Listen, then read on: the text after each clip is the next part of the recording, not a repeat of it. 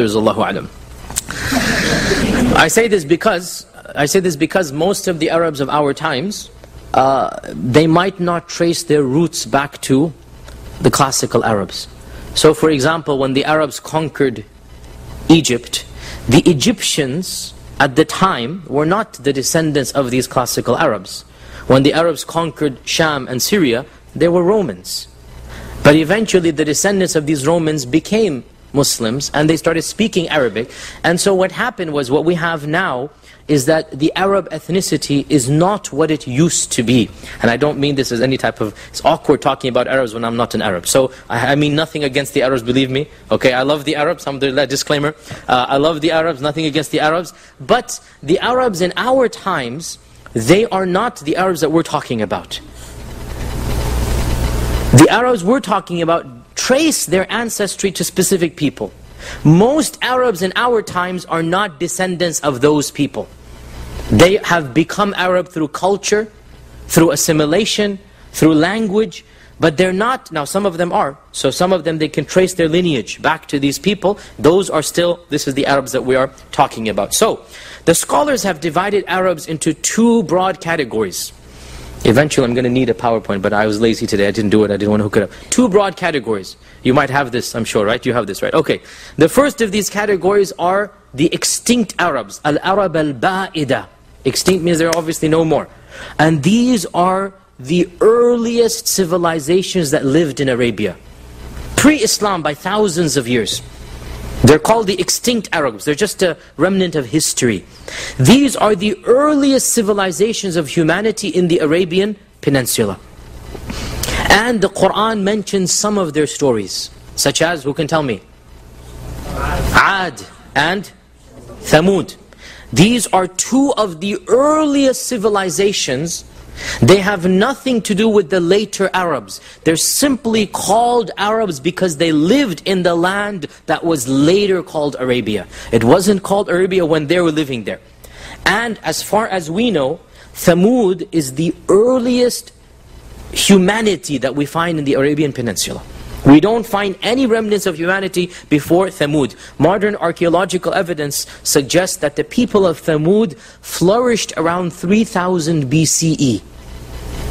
In other words, 5,000 years ago. Flourished, which means they existed maybe 1,000 years before then. We have documented evidence of the Thamud flourishing 5,000 years ago. And we have the Madain of Salih. We have the civilization of people of Salih, which was after Thamud.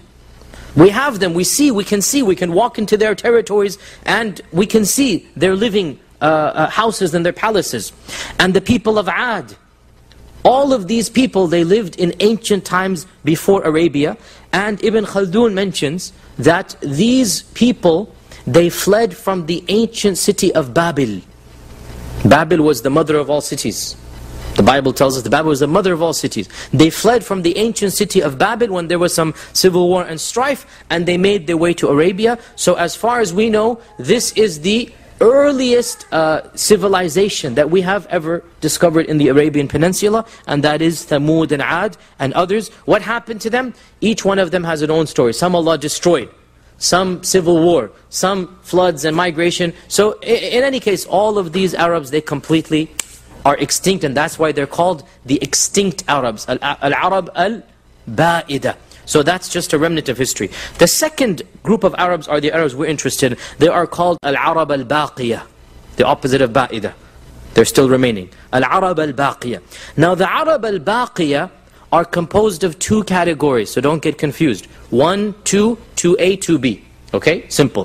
1, 2. 1 is Al-Arab al-Ba'ida. 2, Al-Arab al-Baqiyah. Al-Arab al-Baqiyah 2, 2A, 2B.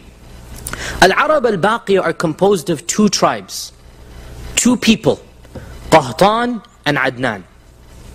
Qahtan and Adnan. These are the Arabs, Qahtan and Adnan. Who is Qahtan? Who is Adnan? Qahtan is considered to be the father of the Arabs. His son was named Ya'rab or Ya'rib.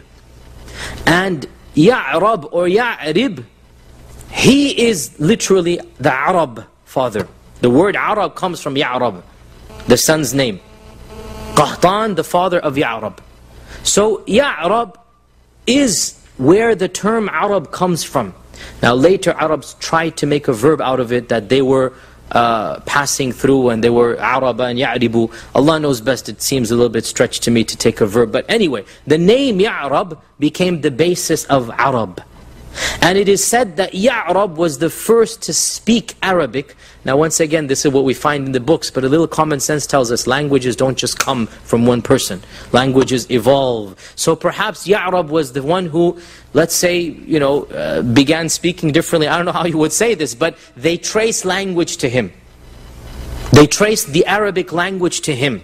And they trace the Arab race to him, Ya'rab, the son of Qahtan. So this is called the Qahtani Arabs. Qahtan is his father. Now, who is Ya'rab and who is Qahtan? Amazingly, we don't know. We don't know. Who is Qahtan? There's 2 or 3 opinions. Where did he descend from? We all know he descended from Adam, okay, alhamdulillah. But I mean, which branch of Adam? Right, where did he go back to? The majority opinion says that Qahtan was one of the descendants going back a number of generations back to the son of Nuh called Sam. Now this is something agreed upon, that he was one of the children of Sam. Who is Sam? Sam is the father of the Semites. All the what is Semite? Semite means descendants of Sam. Semite means descendants of Sam. Who are the Semites? A group of people who are ethnically similar and who speak a similar type of language. The Hebrews, the Aramites of the old, the Arabs, these are all Semites. The Nabatiyun, the Nabateans, these are all Semites. Now legend has it, this is not in our tradition, even though there is a hadith which is slightly weak. Hadith is weak, it is not in our tradition, it's found in the Old Testament. Legend has it that Nuh had 3 sons. Nuh had 3 sons. First of these, we don't know the first of them, but the one that we're interested in is Sam. Sam is the father of the Semites, the Hebrew race, the Aramaic speaking peoples. The Ibrahim alayhi salam is a descendant of Sam. His brother Yafith. Yafith is the father of, they say, the Roman race, the Caucasians or the white peoples. Yafith. And then his brother Ham. And Ham is the father of the Africans. Now this is legend, the Bible says it, our tradition says it, there's a da'if hadith in Tirmidhi that also says it. Allah knows best, there's nothing to contradict it, so we might as well put this. But Sam was one of the children of Nuh. And so Qahtan, they say, this is the majority opinion, Qahtan is one of those descendants, not immediate, not the son of Sam, but son of Sam. That brings back memories for Americans here. Not the son of Sam, but descendant of Sam. One of the maybe 10th or 15th, we don't know how many generations. Many generations after Qahtan comes. If this is the case, this means that Qahtan and Ibrahim alayhi salam simply come from Sam, but there's no direct connection. Maybe 10 generations apart or something like this. So Qahtan is not directly linked to Ibrahim. Another opinion, and this is a minority opinion, is that Qahtan is in fact a descendant of Ibrahim. This is another opinion. Qahtan is the descendant of Ibrahim. And a third opinion is that no, Qahtan is in fact a descendant of the Prophet Hud alayhi salam. And that's a very weak opinion. And Allah knows best, but the majority position seems to be that Qahtan is not linked to Ibrahim. Qahtan is not linked to Ibrahim. Qahtan is a descendant of Sam, and Ibrahim was also a descendant of Sam. So there's some type of cousinry between them, 10th generation cousins or something like this. There's no direct linkage. Now, when did Qahtan live? Once again, we have no idea, but he is way before Adnan. We have to make it a point. Adnan and Qahtan, we mention them together, but they are not the same time. Qahtan is way before Adnan. So we said that his son was Ya'rab. From Ya'rab we get the term Arab, we get the language Arab. Where did they live? The Qahtanis lived in the southern portion of Arabia. The Qahtanis lived in southern Arabia. And they had a number of dynasties and kingdoms and ethnicities. So, لَقَدْ كَانَ لَكُمْ فِي Saba is that Saba, the kingdom of Saba, Allah mentions, they were Qahtanis. Himyarites were Qahtanis. Ghassanids were Qahtanis. These were all from the descendants of Qahtan. The Aus and the Khazraj in Medina were Qahtani. These are called the original Arabs. If you want to know the Arabic, Al-Arab, Al-Aribah. The original Arabs. Why are they called original Arabs? Because they invented Arabic. Or let's say they spoke Arabic. Al-Arab Al-Aribah. These are the ones who spoke Arabic. This is Qahtan. Adnan, we know much more about Adnan, where there's little difference here. Adnan is a well-known guy. Why? Because he's the ancestor of our Prophet ﷺ. The Prophet ﷺ is not Qahtani, he is Adnani. The Prophet ﷺ is Adnani. He is of the descendants of Adnan. Who is Adnan? Adnan is one of the descendants of the Prophet Ismail alayhi salam. And Ismail is not a Qahtani. He's from the Ibrahim alayhi salam, right? He's not from that. But obviously they go back to the Semite race. So both Qahtan and Ibrahim are Semites. But Ibrahim alayhi salam is not related to Qahtan, as we said. They're simply distant cousins. They go back to the same son of Nuh alayhi salam. So we all know the story of Ismail. We're going to talk about it next week in a little bit of detail because there's benefits and points we need to understand from the seerah. Ismail is not from Arabia. Where is he from? Egypt? Ismail is Egyptian? Wallah ya ahl Misr yani fakhr hada. North of Iraq. So the Iraqi say he's Iraqi, the Egyptian says the Egyptians. Where are the Yemenis? Where do you want to say? No. Pakistan, yes, we get it now, yes. قول الحق الذي فيه يمترون.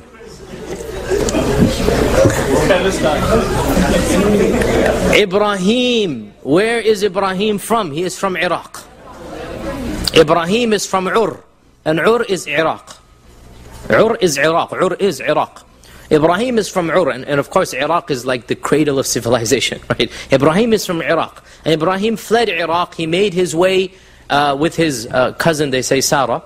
He made his way through Egypt. The king tried to rape Sarah and kill him. Allah prevented that, so the king gifted him Hajar. So Hajar is Egyptian, but lineage in Islam is through the father, with all respect to the mother, but the lineage is through the father. And so Hajar is Egyptian, and that is why the Prophet ﷺ said to the Muslims, you shall conquer Egypt, and when you do so, فَاسْتَوْصُوا بِأَهْلِهَا خَيْرًا فَإِنَّ لَكُمْ صِلَةً وَرَحِمٍ. When you do conquer Egypt, he predicted the conquest of Egypt. So when you do conquer Egypt, be good to them, because you have sila, and you have rahim with the people of Egypt. And that's from Hajar. So Ibrahim a.s. is Iraq, he's from Ur. And so Ismail ethnically is not from Arabia. He is from Iraq. So Ismail a.s., as you know the story, we're going to talk about that next week, he is left as a baby with his mother Hajar in Mecca, in an area that the Qahtanis do not inhabit. The Qahtanis are down south. Mecca is in the middle, central, Hijaz. The Qahtanis don't live there. It's a barren civilization. Sorry, it's a barren land. There is no civilization. It's a barren land. And one of the tribes of Qahtan, Jurhum, passes by. And Ismail marries into the Jurhum. So Ismail is not Qahtani. Obviously, he cannot be Qahtani. But he marries into the Qahtanis. And so he began speaking their language, Arabic. And his children obviously are now the merging between the Ibrahim a.s. blood and the Qahtanis, and a few generations down, a luminary appears by the name of Adnan. Adnan is a direct descendant. How many? We'll talk about maybe 2 lessons from now. How many people? We don't know, but we'll talk about. Maybe 7, maybe 10. Between Ismail and Adnan, there's like 7 or 10 generations. So we can say around 500 years, 400 years, something like this. Between Adnan and Ismail, we have 100 few years. So, Adnan comes, and from Adnan, the Arab tribes spring forth. All of the Adnani tribes, and the most famous is Quraysh, all of them go back to this person, Adnan, and Adnan goes back to Ismail. Now, Ismail had many other children, and those children had other civilizations which are not Arab civilizations. So there is an opinion that the Nabateans, Nabatiyun, there is an opinion that the Nabatiyun were in fact descendants of Ismail from another, not Adnan. And the Nabatiyun are then considered then to be another civilization and another language. Now, the Adnani Arabs, they are called, again this is for the advanced students who are interested, Al-Arab al-Musta'ribah. The Arabs who learned Arabic. The Arabs who were Arabicized. Why? Because Arabic was not their language. They learnt it from the Arab al-Ariba. They learnt it from the Arab al-Ariba. The Arab al-Musta'riba learnt it from the Arab al-Ariba. And as we said, Adnan was the descendant of Ismail alayhi salam, and he was the 20th grandfather. We have an exact, precise lineage. There is no difference of opinion amongst all the scholars of genealogy amongst the Arabs that the Prophet ﷺ is the 20th offspring. 20 generations exactly between Adnan and the Prophet Muhammad sallallahu alaihi wasallam. So the Prophet ﷺ is Adnani. He takes his tribe, his lineage from the Adnan. Now, the Al-Arab al-Musta'riba actually became better in Arabic than the Arab al-Ariba. Why so and how so? Because, we're jumping the gun here again, but just a tidbit, they settled in Central Arabia. And what this meant, therefore, is that all of the other tribes of Arabia would go through them and to them and by them. And because they interacted with all the Arab al-Ariba, and because they're central, they began to take the best of all the Arab cultures. And so after a while, Al-Arab al-Musta'riba became more powerful and more eloquent and became more prestigious than Al-Arab al-Ariba. And that is obviously why Allah subhanahu wa ta'ala therefore chose the Prophet ﷺ to be from the Arab al-Musta'riba. So don't think there's a type of deficiency that the Prophet ﷺ comes from Musta'riba and not Ariba. No, in fact the Musta'riba became better and more prestigious than the Ariba. Now, I went into a lot of genealogy. I know some of you are not that interested in this stuff, but we need to understand something about the history of the Arabs, about the various dynamics between the tribes, about the tensions between the tribes, if we're going to fully understand the seerah. And I want to just conclude and open the floor for question, that my methodology for the seerah class will inshallah be something very unique and different. It will be more academic than maybe other seerahs that you have heard. And the purpose is not just to narrate stories, but the purpose is to tell you a little bit of where they came from, a little bit of is it authentic or not. Because I think it's very important we know truth from falsehood. My point is not just to tell you stories that will make you feel good, but to give you morals and benefits and wisdoms. So after every incident, we want to pause and ask ourselves, what can we derive from the story? How can we benefit from the story? Especially in light of modern times. And I will try to be very exhaustive. As you know, this is one of my specialities, seerah, and I have taught seerah 4 or 5 times, and this is now, alhamdulillah, yet another time I'm teaching it. And every time I teach it, I add a little bit and I go more and more because I love the seerah. It makes me very proud to be Muslim, to be honest. It really empowers me in my Islam. It makes me feel that Allah has blessed us with this beautiful religion of Islam. And so I love to read the seerah and I love to go into detail with this. So it will be a little bit frustrating if you want to cover the seerah in 3 weeks. You're not going to cover this in this class. You know, I have in fact never finished the seerah in English, because wherever I've moved, years have gone by and I never finished the seerah. I was in Connecticut for 5 years. I got to the Battle of Uhud, I think. I didn't finish. Yani in 5 years, I wasn't able to finish. The same, because I love going into detail. And so this is my methodology. I mean, that's who I am. I'm sorry. I'm not gonna water this down. This is what I love doing, and I'm gonna take my time doing it, and we're gonna analyze and dissect the seerah. And inshallah, my goal is that the seerah is presented in English in a manner that really has not been presented before. Because I go back to the source. A lot of you ask, what book do you base it on? I don't base it on any modern book. I go back to Ibn Ishaq and Ibn Hisham, to Dala'il al-Nubuwwah al-Bayhaqi, to Sa'd, Tabaqat ibn Sa'd. I go back to the original sources. I don't base it on the books that are written in our times, because these all books are written based on those classical ones. So, you know, this is, I go directly to the sources. But if, and with this we conclude, I open the floor for question. If you ask me one of the better books of seerah, I will say that the book of somebody who I had the great honor to study with, and my sheikh and my teacher, Sheikh Safir Rahman Mubarak Furi, has written Ar-Rahiq al-Makhtum. And this book has a story, and I just want to mention the story, and I encourage you to buy it. In 1979, WAMI, the World Assembly of Muslim Youth, Rabit al-Alam Islamiyya, one of the largest bodies of Islamic scholarship and academics, made an announcement that they want a worldwide competition in books of seerah. They wanted to have a competition to see which book of seerah could be written that was suitable for the modern place and times.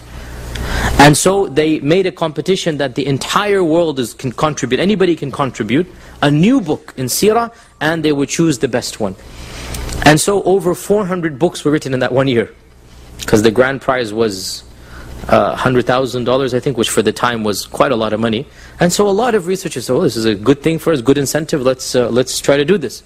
And so out of these 400 books or so, which were written in multiple languages, the book that won first prize was the book of, alhamdulillah, the Shaykh Safi Rahman, my Shaykh, and it was called Ar-Rahiq al-Makhtum, which is the sealed nectar. Ar-Rahiq al-Makhtum. And it is a book that is a very simple, very easy to follow, very beautiful book. It's a very good book. It does the job of the seerah in a very professional and academic manner. Unfortunately, the English translation is just terrible. It's just completely terrible. I mean, I'm sorry, I can't, it's really bad. The Urdu I've heard is very good. Now the Shaykh was Indian, alhamdulillah. I have some bias here, alhamdulillah. The Shaykh was Indian, so he could read Urdu. So he approved the Urdu. He wrote it in Arabic. He's an Indian, he wrote it, he never stepped foot in Arabia. And he wrote it in Azamgarh, a small village, right? He told me the story that he said he literally locked himself up in his library for 4 months, just going out to eat and to go to the bathroom. That's all he wanted. For 4 months he locked himself up, and he wrote this book, Ar-Rahiq al-Makhtum, in very beautiful Arabic. I was really shocked that his Arabic was so strong, even though he was not, had never lived there. And it won first prize, and it's a very good book in Arabic. It's also a very good book in English and Urdu, from what I've been told. The English translation is really quite weak. Whoever translated it was not fluent in English. So anybody who reads it in English, understand that the style is much better, but you get the facts. You get the facts in English. So my encouragement to you, if you want something, that you buy Ar-Rahiq al-Makhtum. And there's another good book that has some major issues. We're going to talk about this, but Martin Ling's book. Martin Ling's book, which is basically called the Life of the Prophet ﷺ, right? The Life of Muhammad ﷺ. Martin Ling's book is the most eloquent book of seerah in English. And that's not surprising, because Martin Ling's was a professor at Oxford on Shakespeare. And he's a convert to Islam. He converted to Islam. So he was a Shakespearean alim at Oxford. It's an alim. What's so funny? He's an alim. An alim means he's a scholar, right? He's an alim of Shakespeare. Yes. So he's a Shakespearean alim, and he converted to Islam back in the 60s. And he lived a very quiet life. He wasn't a very public person. He was a very intellectual, just kept to himself. And he wrote a book of seerah, the English of which cannot be compared to any other book, because he is a master of English. There's only one problem with the book, and that is there's 2 or 3 stories in there that really should not be in there. It's not his fault, he didn't invent those stories, but he's not a researcher, he's not a scholar. And so he just took some stories that he didn't really think about, are they critical or not, and he put them in there. And so this is the problem of that book, that there's just really 2-3 stories that are just downright wrong, and they can use some fuel and fodder for non-Muslims to say things about our religion. He wrote it at a time and place where Islam was not under attack. He didn't really think through. He just is an innocent man, and he wasn't a scholar in that sense. He was a Shakespeare alim, not a hadith alim. So this is the problem. But I do encourage you to own the book and to read it. And if you do, then you can download as well. Just do a Google of the problems of Martin Ling's, and you'll find a PDF or a file which mentions number of stories that are dangerous, let's say, or incorrect. So the love story, let's say the Prophet fell into love with Zainab. We're going to get to that someday, inshallah. This is just not true. It's a complete fabrication. And I gave a talk at Yale about this issue. It's a complete fabrication. There was no love story. There was no romance going on. Unfortunately, he put it in there. And he thought it was, because he's a Western audience, so for him, romance is a good thing, isn't it? For him, love stories are good stories. So he thought this is a good story, let me put it in. But that's not our Prophet ﷺ, is it? And so there are other issues like this that academically they're not good to have. Otherwise, the book is superb. So these 2 books, I think, are books that you should own and purchase and read. And inshallah, as time goes on, we can mention other books as well. We just have a few minutes. Are there any questions about today's topic? And then next week, inshallah, we'll begin with other stories. Yes? So I'm understanding from what you said that basically the Christian, they kind kind of became this? So Qahtan and Adnan. Adnanis married into Qahtanis. But the males are from the Adnan. Adnan is from the children of Ismail. Ismail is not from Qahtan. Ismail is not Qahtani. Right? So Adnan came before Ismail? No, Adnan is of the descendants of Ismail. Adnan's 7th, 8th, 9th, 10th grandfather is Ismail. Okay? But between Ismail and Adnan, there were other civilizations as well. As we said, the Nabateans, whose remnants are still there. From Adnan onwards, this is when they say that the Arab tribes from Ismail began to flourish. So we have the tribe of Mudar, the tribe of Rabi'a, the tribe of Nizar, the tribe of Quraysh. All of these tribes come from Adnan, from the descendants of Adnan. So all of the Arab tribes of Ismail, not the Arab tribes of Qahtan, because we said two Arab tribes, two groups of tribes. All of the Arab tribes of Ismail, they go back to this one person, Adnan. So Adnan is the father of one branch of Arabs. They're called Al-Arab Al-Musta'riba. And the father of the other branch of Arabs is called Qahtan. And Qahtan is Al-Arab Al-Ariba. Okay? And we said Qahtan and Adnan were not contemporaries. Qahtan was way before Adnan. Qahtan was way before Adnan. And therefore when Ismail comes to Arabia, there are civilizations already there, correct? Where are those civilizations from? From Qahtan. Right? From Qahtan. And to this day, the tribe Qahtani tribe is basically the largest tribe. I mean, they consider themselves to be, as we said, Al-Arab Al-Ariba, the ones where Arabs came from. So once Ismail married and then Adnan came there. tribe formed. Yes. From after Adnan, then a number of tribes formed after him. Yes. Questions? Yes.